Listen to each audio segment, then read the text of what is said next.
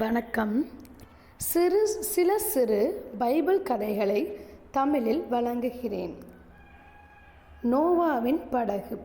பாவம் நிறைந்த உலகில் தேவன் பூமியை வெள்ளம் கொண்டு அழிக்க முடிவு செய்தார். ஆனால் நோவா நற்செய்திகளை செய்து வந்தான். தேவன் நோவாவிற்கு ஒரு பெரிய படகு கட்ட சொல்லினார். நோவா தேவனின் கட்டளையை ஏற்று மனைவியையும் பிள்ளைகளையும் பல விலங்குகளையும் அந்த படகுக்குள் அழைத்து கொண்டான்.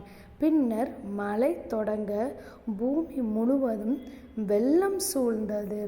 நோவாவின் படகில் இருந்தவர்கள் மட்டுமே காப்பாற்றப்பட்டனர். மோசே மற்றும் இஸ்ரவேலின் கதையை பார்ப்போம். மோசே பறவைகளின் அடிமைத்தனத்திலிருந்து இஸ்ரவேல் மக்களை விடுவிக்க தேவனால் தேர்ந்தெடுக்கப்பட்டவர். எகிப்தோ பறவையின் அரசன். பார்வோன் அவர்களை விட முடியாது என்று மறுத்தார். தேவன் எகிப்தில் 10 தண்டனைகளை அனுப்பினார். 10 தண்டனைகளின் பின்னர் பார்வோன் இஸ்ரவேலரை விடுதலை செய்தார். இஸ்ரவேல் மக்கள் செங்கடலை கடந்து கானான் தேசத்திற்கு பயணித்தனர். கடைசியில் தேவன் அவர்களை வாகனங்கள் வழியாக காப்பாற்றினார். மூன்றாவது கதை தாவீது மற்றும் கோலியாத். இஸ்ரவேலின் ஒரு சிறிய போர் வீரன் தாவீது மிகப்பெரிய பிலிஸ்திய வீரன் கோலியாத்தை எதிர்த்து போராட தயாரானான். தாவீது தேவனின் நம்பிக்கையுடன் ஒரு சிறிய கல்லால் கோலியாத்தை சுட்டு வீழ்த்தினான். இதனால் தாவீது இஸ்ரவேலின் மக்களிடத்தில் பெருமை பெற்றான்.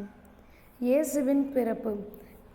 கன்னியின் மரியாளுக்கு தூய ஆவியால் ஒருவன் பிறக்கிறான் என்று கூறப்பட்ட போது அவரின் மனைவியான யோசேப்புக்கும் இச்செய்தி வந்தது.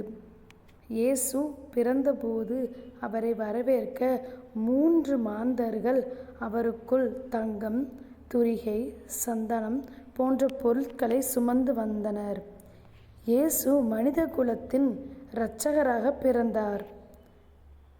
5வது கதை நன்மை செய்த சமாரியர்.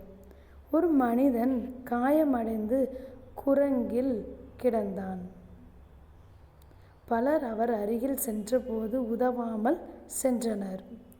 ஆனால் ஒரு சமாரியர் வந்து அந்த மனிதனை உதவிகரமாக பார்த்து கொண்டு அவர் குணமடைய உதவி செய்தான்.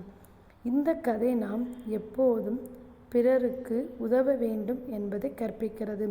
இந்த கதையின் மூலம் நம் வாழ்வில் நம்பிக்கை, கருணை, நேசம் மற்றும் பல நல்ல செயல்களை நம் வாழ்க்கையில் அடுத்தவர்களுக்கு நிலைநிறுத்த உதவும்.